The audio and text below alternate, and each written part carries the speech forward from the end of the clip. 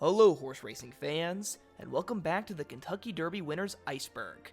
We've left the starting gate by covering Layer 1 and the 20 most famous winners of the Kentucky Derby, but that's only a fraction of the horses who have won America's most famous horse race.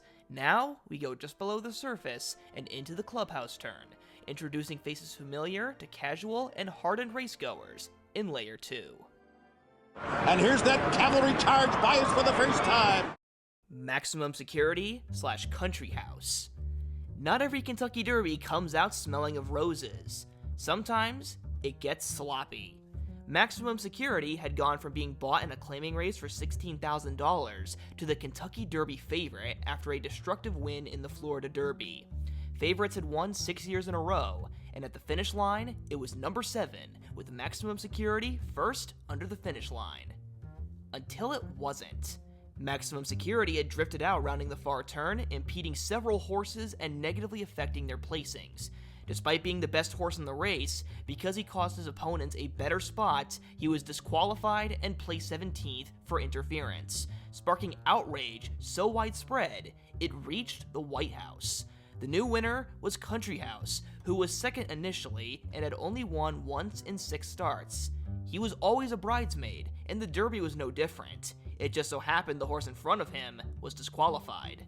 Country House was 65-1, the third greatest upset in Derby history, and never raced again due to injury, while Maximum Security had a successful career, winning many top races, but he was put back into controversy after he won the $20 million Saudi Cup, the richest horse race in the world, after his trainer Jason Service was indicted 1 month later and eventually sentenced to 4 years in prison for giving his horses performance-enhancing drugs, which were considered undetectable by normal racetrack drug screenings. And this included his biggest star, Maximum Security. Mixed with his infamous Kentucky Derby, and this innocent equine is now one of the most controversial racehorses to step foot on a track, because of bad luck and the corruption of the people who were supposed to take care of him. Medina Spirit / Mandaloun. For 144 previous runnings, only one horse had been disqualified from the Kentucky Derby. In 3 years, 2 horses would be disqualified. In 2021, Medina Spirit, a horse once bought for $1,000, gave trainer Bob Baffert his historic 7th Kentucky Derby victory, the most of any trainer in history. But 1 week later, he tested positive for bethomethazone, a Class C drug which is the mildest rating for a racing medication and does not have performance-enhancing properties. It is, however, illegal to be in a horse's system on race days because it can mask injuries in horses. Medina Spirit was eventually stripped of his title as Kentucky Derby winner, and second-place finisher Mandaloun was the new winner. Medina Spirit continued a successful 3-year-old campaign, winning against older horses, but unexpectedly in December of 2021, he collapsed after a 5-furlong workout and was pronounced dead on the scene. Despite best efforts, there was no official cause of death, the best guess being heart failure, further adding to the unfortunate story of the horse who was the bargain of the century. Mandaloun retired with 7 wins from 12 starts and won 2 Grade 1 races overall. In a unique twist, both were won by disqualification for different reasons. After Medina Spirit's failed drug test, Mandaloun finished second in the Haskell, but was placed first when the original winner, Hot Rod Charlie, drifted and caused another horse, Midnight Bourbon, to clip heels and lose his rider. Certainly an odd curse Mandaloun put onto his rivals. Dancer's Image / Forward Pass. The 1968 Kentucky Derby is as messy as it gets, so I can't possibly cover everything surrounding it, but I'll try my best to go over the most important parts. Dancer's Image crossed the finish line first, but soon after a positive drug test for Butte forced him to be disqualified, and runner-up Forward Pass was the new winner. A 5-year legal battle ensued, at one point putting Dancer's Image back as the winner, but was reverted a year and a half later to its current position. Butte is a common painkiller that at the time was illegal in Kentucky to be in a horse's system on race day. It is agreed Dancer's Image received Butte 6 days before the Derby. Butte is expected to leave a horse's body in about 3 days. Butte was also fully legalized very soon after the '68 Derby, with some sources claiming at the earliest only 1 year later, and at the latest 6 years after in 1974. Many theories have sparked surrounding this case, the most tame saying he took longer to process it than expected, but many details have been brought up, raising more questions than answers, such as there being no backup test sample, owner Peter Fuller's request for higher security for his horse before the race being denied, the fact Dancer's Image was one of only 2 horses who were tested for drugs, and the winner Forward Pass was never tested, the vet hired to take care of Dancer's Image having a troubled record, which included brief revocation of his license, the general fact drug testing in horse racing was much more primitive back then than it is today, and the theory of possible foul play, specifically somebody giving the horse another dose closer to the race to sabotage him. And one of the motives for someone sneaking an illegal substance into the horse before the race was the death of Martin Luther King Jr. Probably not where most thought this was going to go. Peter Fuller was a supporter of the civil rights movement, and on April 6, 1968, 2 days after Jr. was assassinated, Dancer's Image won the Governor's Gold Cup in Maryland, and Fuller donated the winner's purse to widow Coretta Scott King. And only 1 year prior, the '67 Derby was nearly cancelled due to a civil rights protest for fair housing the week of. But no protest happened on Derby Day under King's advice, due to him believing it would do more harm than good. Regardless of what actually happened, whether it just stayed in his system longer than expected, or he was sabotaged, in almost any other year, the fact he ran with Butte in his system would have been insignificant. By the 1986 Kentucky Derby, Butte was so common that 13 of the 16 horses in the Derby were on it. And so, Dancer's Image remains one of the most unlucky and controversial Kentucky Derby winners ever. Regret. The Kentucky Derby did not start out as the iconic race it is today. What helped it get there was a filly. Regret was named by her breeder because he wanted a colt. Didn't matter to her, in her first 5 races, she was the lone filly and won every single time. At 2, she raced in all 3 of Saratoga's signature 2-year-old races for males, the Sanford, Saratoga Special, and Hopeful Stakes, and won all of them in a span of 2 weeks, being the first of either sex to pull it off, while also carrying more weight than her male compadres, showing the boys who's boss. Only 3 horses since have been able to join her. She did not race again for 259 days, with her first start as a 3-year-old being the Kentucky Derby. She hated the train ride from Jersey to Kentucky and went off her feed, but she was still made the slight favorite and did not disappoint, winning by 2 lengths. A filly winning the Kentucky Derby gave the race widespread coverage. After her win, Churchill Downs president Matt Winn said, quote, "Regret has made the Kentucky Derby." That she did. With her win over the boys, the Kentucky Derby was pushed from a regional event to one of national status that it has not lost 109 years later, with the spark being a great filly who could defeat any colt. That year also, the Preakness was won by a filly in Rhine Maiden, the only time in history 2 jewels have been won by fillies, and the Belmont winner, the Finn, was beaten by Regret in her next start. As an older horse, she even defeated 2 other Kentucky Derby winners in the same race, Old Rosebud and Omar Khayyam, making her without a doubt one of the best horses to ever grace the 1910s. Genuine Risk. 65 years after Regret came filly number 2, Genuine Risk. She had been undefeated in her first 6 starts before trying colts in the Wood Memorial. She finished 3rd, and it was decided that was good enough to try the Derby next. She would be ridden by Jacinto Vasquez, who knew a thing or two about great fillies, being the rider of Ruffian. They were 13-1 in a field of 13 and came out on top. Out of the 3 fillies who have won the Derby, Genuine Risk did the best in the Triple Crown, finishing 2nd in a very controversial Preakness and then 2nd place again in the Belmont. She won 10 of 15 races overall. 3 of her defeats were against the best 3-year-old colts, one in a nosebob to Hall of Fame filly Bold and Determined after fighting off a virus, and the last one was on the grass. She did not win by a lot, but she was a real fighter, always giving it her best, living till the ripe age of 31 years old, a brilliant racehorse in every fiber of her being. Winning colors. Trainer Dwayne Lucas and jockey Gary Stevens are both Hall of Famers, considered some of the best in their field, with 23 Triple Crown races won between them, but as a team, they won 4, the first of which was with a lightning-fast gray filly, so good that 2 gamblers bet $5,000 on her to win the Derby at future book odds of 50-1 6 months before the race, and unknowingly placed the bet with suspected members of the cartel. By Derby Day, she was a 7-2 co-favorite, already schooling the boys in the Santa Anita Derby by 7.5 lengths. The plan was simple: go to the lead and don't look back. The Colts came close, but she led every step under the Twin Spires to make history, defeating 49er and Secretariat's best son, Risen Star. Lucas and Stevens, now Derby winners, and two people now cashing a $250,000 ticket in Tijuana, Mexico. Dino Mateo and Miami Paul were their names, and when they went to claim their reward, they were initially denied and ran out of Agua Caliente racetrack with armed guards behind them. The second time they tried was just as acrimonious, but they got their money, but were told never to return. They drove across the border, living to tell the tale in the book, The Greatest Gambling Story Ever Told, a true tale of three gamblers, the Kentucky Derby and the Mexican Cartel. So where was the third guy? Well, he bet an even larger sum and cashed a $1 million ticket.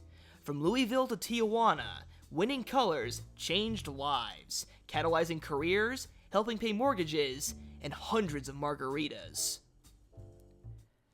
Big Brown. From 2004 to 2008, every other year brought an undefeated Kentucky Derby winner. We've already covered the first two, Smarty Jones and Barbaro. Now it's time for the third, Big Brown. Big Brown's Kentucky Derby is arguably one of the most infamous in the race's history for two main reasons. First was the runner-up 8 Bells, a filly who had won 4 straight and lost by 5 lengths to Big Brown, but then right after running the race of her life, as she was being pulled up, she stumbled and broke both front ankles, an injury too severe to attempt anything other than immediate euthanasia. It is one of the most tragic moments in all of horse racing, overshadowing any victory Big Brown had. Made worse was that in an interview, trainer Rick Dutrow admitted to injecting Big Brown with Winstrol on the 15th of April leading up to the Derby. Winstrol is an anabolic steroid that was legal in 28 of 38 states that held horse racing. It's the same drug Ben Johnson used that got him stripped of his 100-meter sprint gold medal in the '88 Olympics. Big Brown would win the Derby and the Preakness, but in the Belmont, Dutrow said he didn't give Big Brown the steroid before the race. It was the only time he lost in his 8-race career, running so bad he didn't finish at all. Although it's important to note that a quarter crack in his left front hoof had also been ailing him leading up to the race, and he also lost a shoe during the running. A disappointing end to the most controversial Triple Crown in decades. Canonero II. He couldn't have had humbler beginnings, a $1,200 yearling with a crooked leg shipped off to Venezuela. After one start, he briefly returned to America with hopes of being sold. He lost both races, and even when someone offered to buy him, the deal fell through because no one who owned him spoke English. And so, he returned to Venezuela, winning 5 of 9 races, including a race at 1.25 miles in March, a relatively successful local horse, but not a Derby horse. But he would become one, with some divine intervention. 3 weeks before the Derby, his owner Pedro Baptista had a dream that his deceased mother told him his horse would win the Kentucky Derby. 1 week later, he flew his horse to Miami and faced many layovers due to language barriers, lack of paperwork, and long quarantines. They couldn't even afford a second flight to Kentucky, so he was driven the remaining 900 miles. The horse lost 70 pounds, and all of his ribs were showing. He was a joke going into this Derby, and caught the awe of Derby fans for all the wrong reasons. But no one was laughing when he came from 18th place to win the Derby, becoming a national hero for Venezuela. And then one start later, the Caracas Cannonball took the lead and ran the fastest Preakness Stakes ever. But it all crashed in the Belmont. He was injured before the race even began, and simply never was himself. He disappeared back into obscurity, unable to get back his Derby form. Until his final race, where he fought the following year's Kentucky Derby winner Riva Ridge, owned by the same connections as Secretariat. In this thrilling match of Derby winners, Canonero II came out the winner in world record time, before retiring for good. A $1,200 folly turned into a champion beloved in North and South America. Viva Canonero! Foolish Pleasure. The 70s had more champion racehorses than any other decade, so a horse as good as Foolish Pleasure still was slightly underappreciated. He was unbeaten in 7 starts at 2 and 10 of 11 before the Kentucky Derby. He did as expected, winning the Derby, but lost 2 close battles in the Preakness and Belmont. Still, he was considered more than good enough to try the best filly, Ruffian, in a race that forever tied the two together, through what was supposed to be the next great event, but instead turned into one of racing's worst moments, as Ruffian broke down only 3 furlongs into the race and had to be euthanized. Foolish Pleasure, Galloping Hollow, by himself. He continued his racing career, but was constantly overshadowed. He wasn't even the best 3-year-old of 1975, as Wajima defeated him to clinch the title, but every once in a while, he would come back out on top, even once beating Forgo. But he remained a talented and somewhat unlucky horse, remembered for being on the other side of an infamous moment in racing history. Ferdinand. One of the most infamous ends to a champion horse, Ferdinand was a great racehorse in years with loaded crops of horses. He won 2 of the biggest races in America. First, the 1986 Kentucky Derby with 54-year-old jockey Bill Shoemaker, making him the oldest jockey to win the Kentucky Derby. The following year, he faced 1987 Derby winner Alysheba in the Breeders' Cup Classic, winning by a nose. He earned over $3.7 million and won 8 of 29 races with 23 top 3 finishes. But after standing at stud in Japan for a few years, his popularity waned, and he was given to Yoshikazu Watanabe on February 3, 2001. The following year, Blood Horse journalist Barbara Bayer asked for his whereabouts and was initially given multiple vague and contradicting stories. But when she asked to see the horse in person, she was finally told that he was, quote, disposed of. Language usually used when a horse is sent to a slaughterhouse, an awful fate for any horse. But his death, while tragic, was not in vain, as through it, horse racing has become one of the most progressive horse industries in the realm of aftercare. Rehoming and giving ex-racehorses new purpose has never been easier, with not just the US, but almost every major racing country having rehoming efforts made. And individual American tracks have varying safety measures implemented to track and punish trainers/owners who send horses to slaughter in other countries because horse slaughter is illegal in the US. So while we do have to acknowledge the mistakes of the past, we can also acknowledge how we have learned from them, including with Ferdinand. Alysheba. In 1987, trainer Jack Van Berg became the first trainer to win 5,000 races. Even today, he's the 4th most winning trainer of all time in America. But most remember that year for just one of his winning horses that he confidently called the best he ever trained, Alysheba. And the 87 3-year-old crop was one of the best in recent memory. Alysheba became its strongest specimen, but not until he was 4, but even as a 3-year-old tyro, he nearly won the Triple Crown. His win in the Kentucky Derby was as tumultuous as you get. Leading up to it, he was an outsider with only 1 victory. He had finished first in the Bluegrass, but was disqualified for interference. The Derby favorite, Demons Be Gone, bled internally and didn't even finish the race. So Alysheba and Bet Twice settled it, with the boot now on the other foot for Alysheba, as Bet Twice shifted, causing Alysheba to stumble. A scary situation that could have ended badly, but he persevered and won the Derby, giving jockey Chris McCarron his first win in the race. Like his father Alydar, Alysheba did have quite a few rivalries.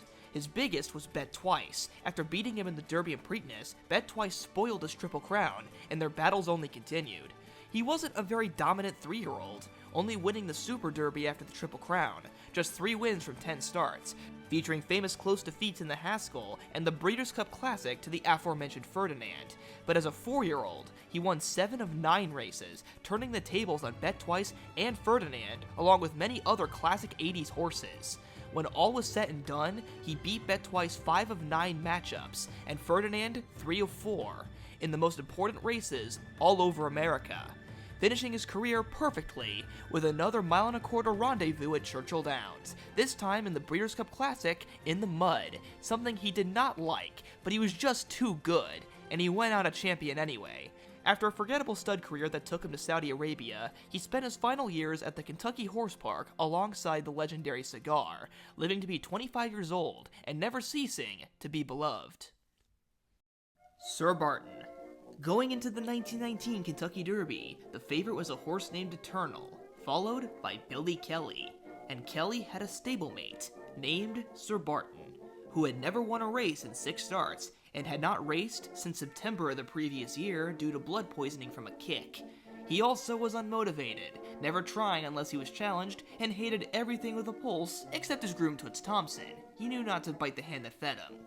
But he took the lead from the word go and never looked back, winning his first race, the Kentucky Derby. In 32 days, he went from winless to having a 4-race winning streak, which included the Derby, Preakness, Withers, and Belmont Stakes. 3 of those races we now know real well as the Triple Crown, but back then, there was no such thing. While Sir Barton is more famous for losing to Man o' War in a match race where he lost 3 horseshoes and was sore the whole time, during his career he won 13 of 31 races, setting multiple track records and winning against the best horses of the time, while carrying heavy weights as high as 133 pounds. A tough horse, but also one that had a mysterious later life, failing as a stud and even becoming a stallion for the Army Remount Service, making him a producer of war horses, although that didn't last very long. He died at 21 in Wyoming, and despite how important he is, he remains a bit underappreciated, but racing historians always give the original Triple Crown winner his dues. Gallant Fox. Now this is a story all about how a horse became known as the Fox of Bel-Air. Gallant Fox was a fascinating and very important horse. While Sir Barton was the first, Gallant Fox's win in the Triple Crown was what put it on the map. As a 2-year-old, he wasn't a dominant horse, losing 5 races, including one where he missed the break because he was distracted by an airplane. But as a 3-year-old, he grew. Uniquely, he won the Preakness first, the official schedule of the race is not set in stone just yet, and then won the 1930 Kentucky Derby, which was the first time that the Kentucky Derby had starting gates instead of a walk-up start, although it was still more primitive than today. He cleared the hollow field and then won the Belmont, which kicked off a streak of other classic victories, all overshadowed by his infamous defeat in the Travers Stakes. Saratoga's reputation as the graveyard of favorites had already been started with Man o' War's lone loss to Upset, but Gallant Fox continued it when, against only 3 opponents, in front of 30,000 people, which included future President Franklin Roosevelt, he lost by 8 lengths to a horse named Jim Dandy, who was winless in all 10 of his previous races as a 3-year-old and was put at odds of 100 to 1. How did it happen? Well, it was a perfect storm, almost literally because it had rained leading up to it. Gallant Fox and old rival Which One went wide dueling on the muddy track, tiring each other out. Meanwhile, Jim Dandy's last victory had been at Saratoga the year before in the Grand Union Hotel, under nearly identical muddy conditions. That time, he was 50 to 1. He would pull the same stunt, now with double the odds and glory, with the loss becoming so famous that Jim Dandy got his own race at Saratoga, the Jim Dandy Stakes, which serves as a direct prep for the Travers Stakes. After 3 more wins, Gallant Fox retired the richest horse in the world and was regarded as the greatest horse since Man o' War. While he wasn't consistent at stud, he managed to do something no other horse has ever done. Omaha. Only 5 years after Gallant Fox, his trainer Sonny Jim Fitzsimmons was now training his son. Although Omaha, just like his dad, didn't seem like the Triple Crown type, winning once in 9 starts at 2, he blossomed at 3 under 20-year-old Willie Saunders. Although he lost the role of favorite to the filly Nellie Flagg, ridden by a Derby newcomer named Eddie Arcaro. While he did become the most winning Derby rider in history, his first Derby was not to be. Omaha instead won it, and then rattled off the Preakness and Belmont, becoming the only son of a Triple Crown winner to also win the Triple Crown, putting both him and his father into the history books. After this, Omaha and Willie Saunders split up, with Omaha running 3 more times before being shipped to England the following year to race, a unique fate for a Triple Crown winner. He won his first 2 races at Kempton Park, but more infamously lost the Ascot Gold Cup to a filly named Quashed by only a short head. The Ascot Gold Cup is famous for its length, being run clockwise at 2.5 miles in distance, the equivalent of 2 Kentucky Derbies back-to-back. Incredibly impressive to be competitive on both surfaces and distances, from 1 mile to 2.5. In another twist, Omaha's full younger brother Flares would win both the Princess of Wales' Stakes and the Ascot Gold Cup only a few years later, the only 2 races Omaha lost during his time in Europe. It also made Flares only the second American-bred horse to win the Ascot Gold Cup. Meanwhile, 5 months after the Derby, jockey Willie Saunders was accused of accessory to murder. After getting drunk with a colleague, Walter Schaefer, they picked up 2 girls and drove off, but had to let one of them out of the car because she threw up. They then drove off again, and then soon after turned around. The next day, the body of Evelyn Slowinski was found dead, hit by a car. They were both found not guilty and let go of all charges. Whirlaway. Not many horses can say they had as much style and personality as this one. Always extremely talented, but also scatterbrained, he liked to give his rivals a head start and then drift to the outside, taking the longest way home and overpowering his riders. This self-handicap of veering out cost him many races in his youth, including one of his last Derby preps, so trainer Ben Jones needed to correct the equine that he described as the dumbest horse he ever trained. Even his jockey, the normally fearless and legendary Eddie Arcaro, was intimidated by this extraordinary beast.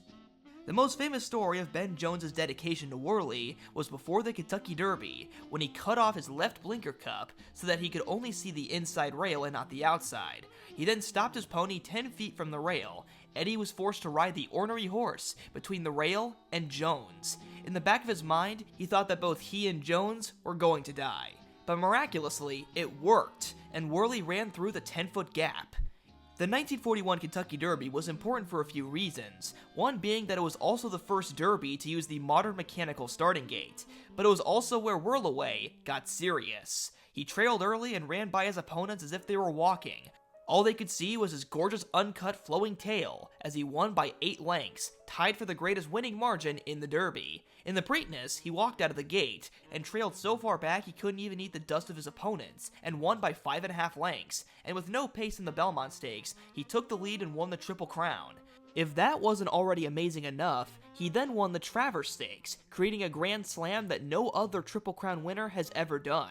He won 13 of 20 races at 3, and was ready to return at age 4, now the most popular horse in Seabiscuit. But 2 months after his last start at 3, Pearl Harbor happened, and the US joined World War II.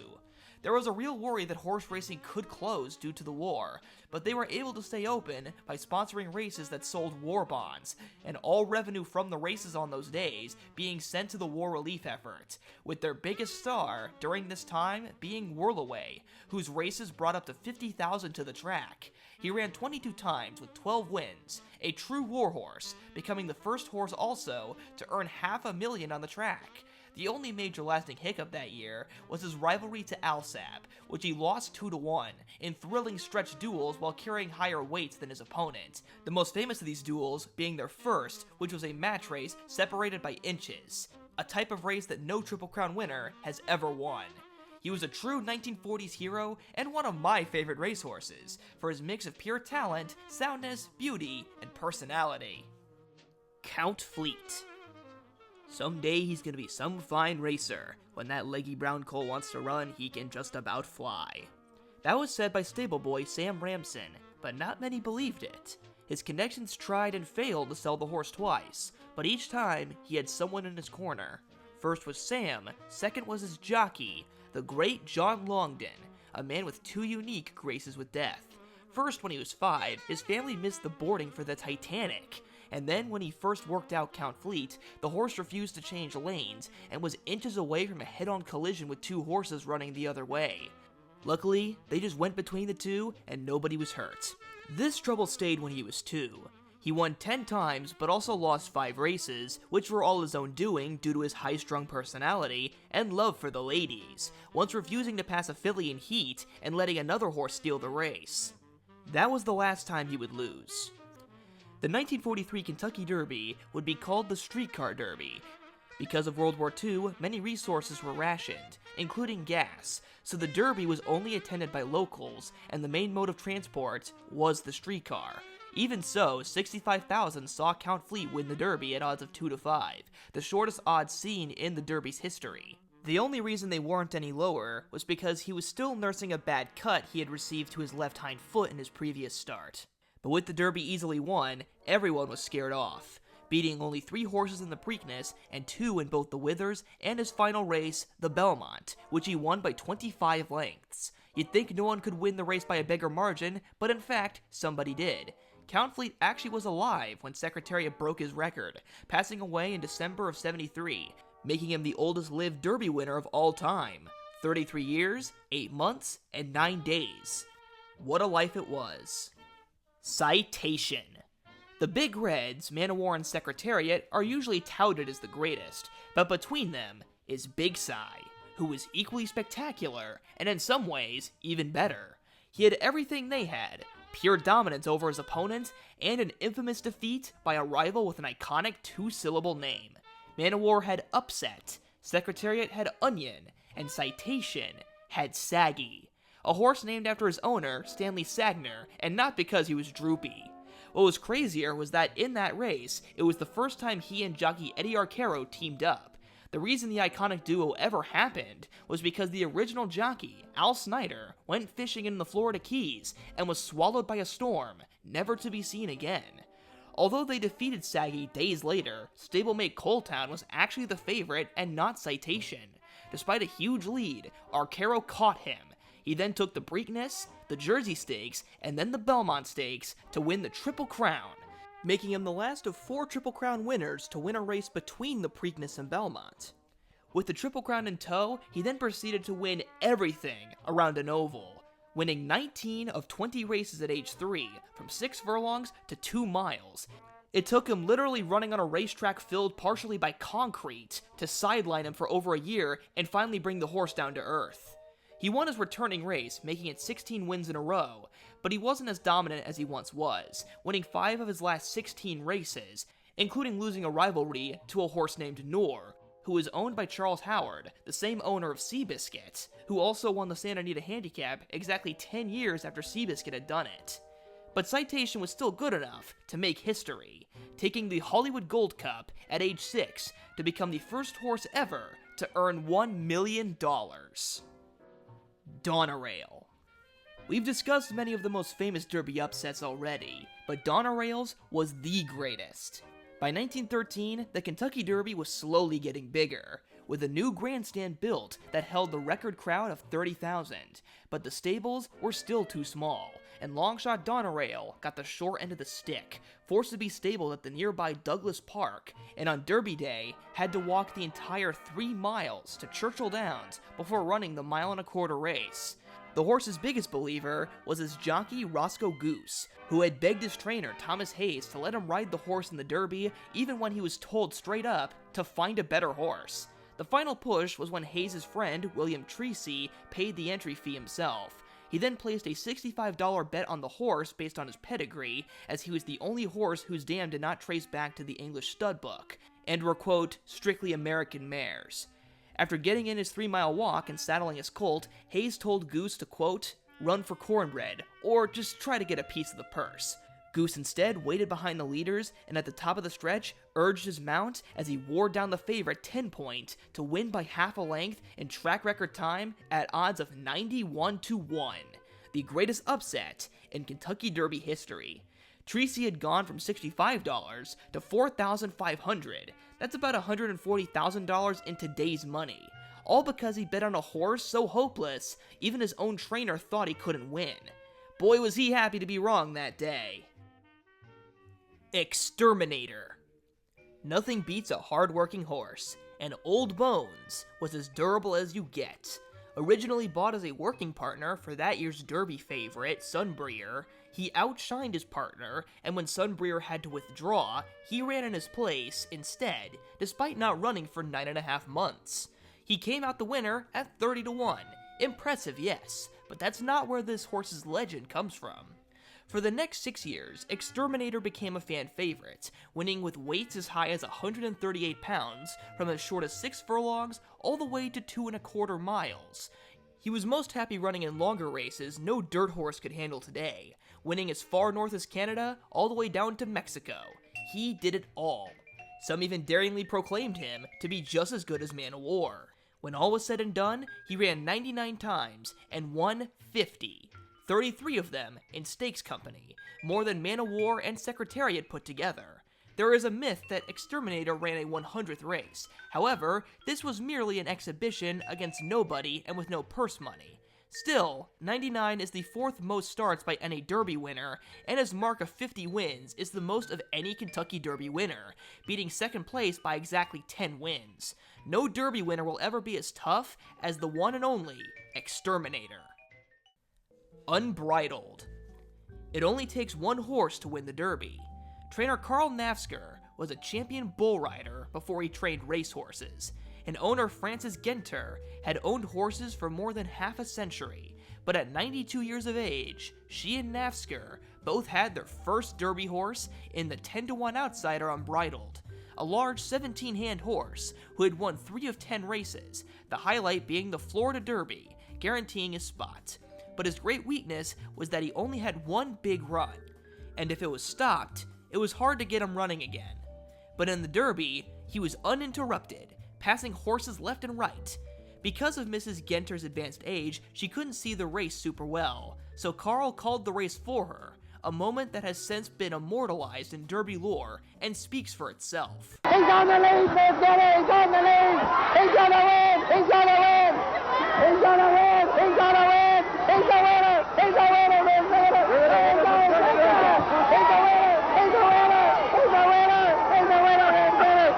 He's the winner! He's the winner! He won it! We won it! You won the Kentucky Derby! Oh, Miss Genter, I love you! After this, Unbridled had one more moment in the sun on the track by winning the Breeders' Cup Classic, the second of 3 horses to do the Derby Breeders' Cup double, and as a sire, he became instrumental, being the last Derby winner to sire a Derby winner of his own, Grindstone. In fact, his progeny have won all 3 jewels of the Triple Crown separately, again, being the last stallion to ever do so. War Emblem.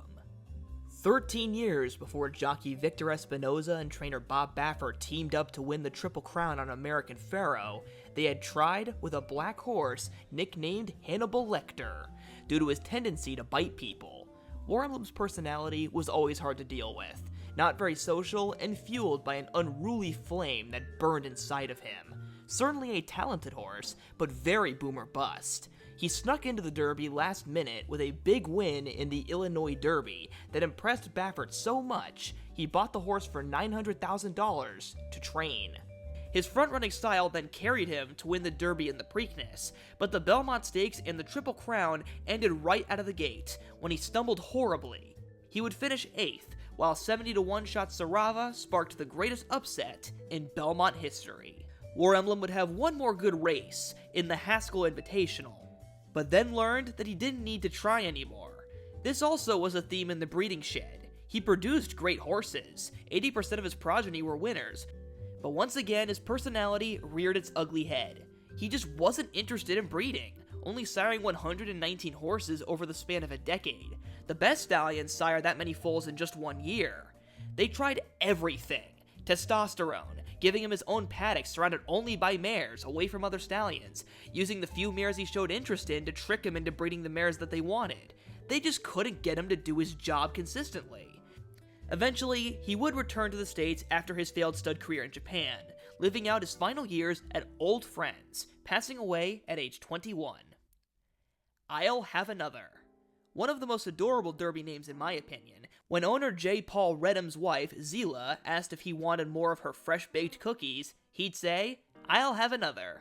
After an inauspicious 2-year-old season, as a 3-year-old under trainer Doug O'Neill, he really grew, winning his first stakes race at 43-1, and then the Santa Anita Derby by a nose. He was 15-1 going into the Derby, with everyone focusing on Baffert's favorite, Bodemeister, named after his son Bodie Baffert, who had won the Arkansas Derby by 9.5 lengths. In a fun twist, I'll Have Another's lead pony for the Kentucky Derby was a retired champion of O'Neill's named Lava Man. Once claimed for $50,000 by O'Neill, he earned $5 million in a Hall of Fame induction. And now, as an 11-year-old, he returned to the track with a new purpose, to accompany O'Neill's next star.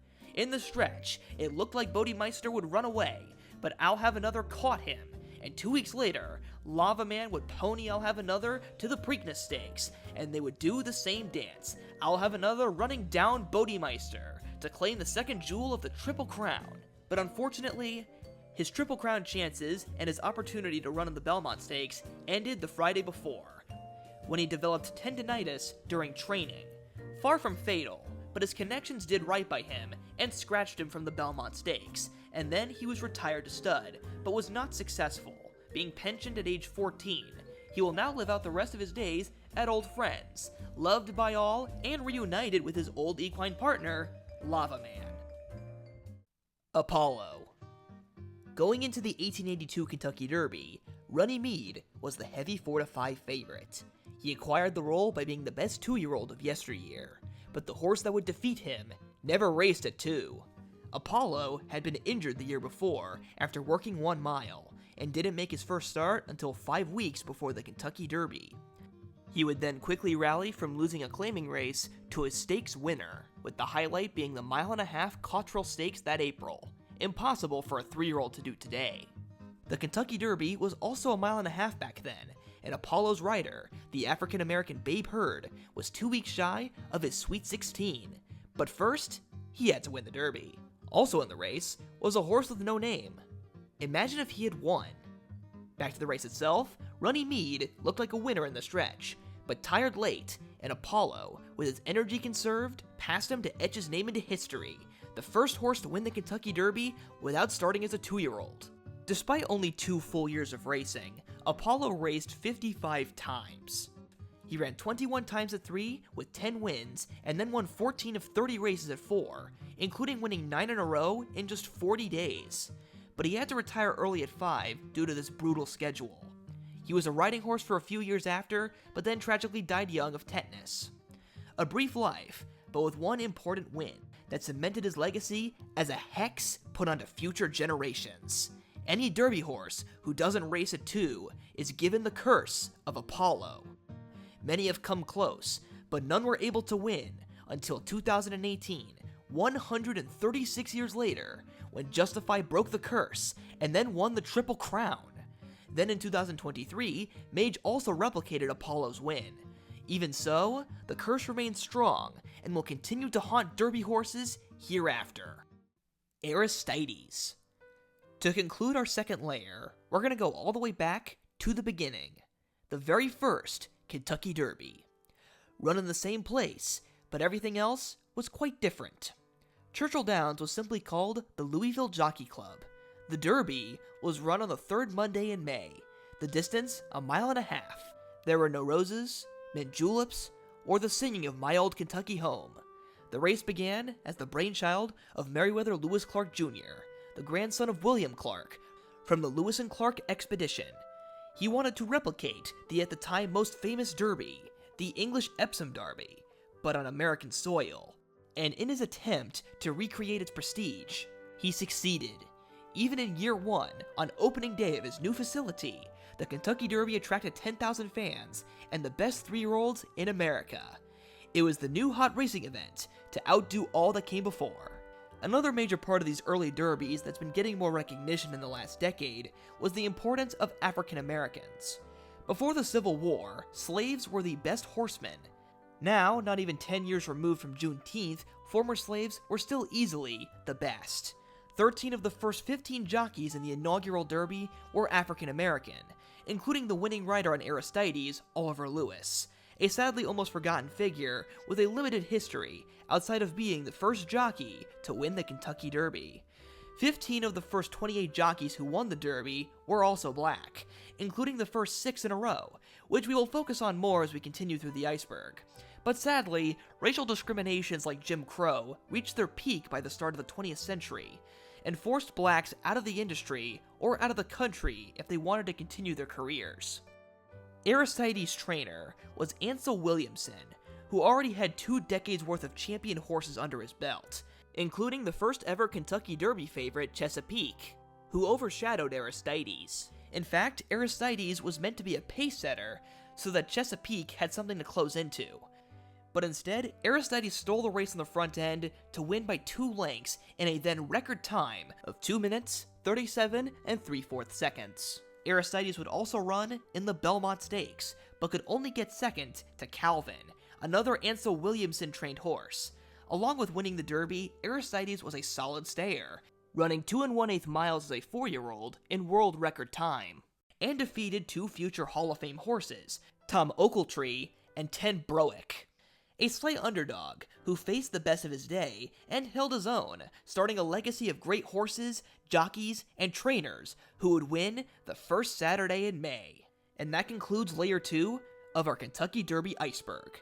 Layer 3 will be where we start to really dive into winners of this great race, who aren't as generally well known, but just as fascinating. Stay tuned, as the sea of knowledge we are swimming in strays further from the light.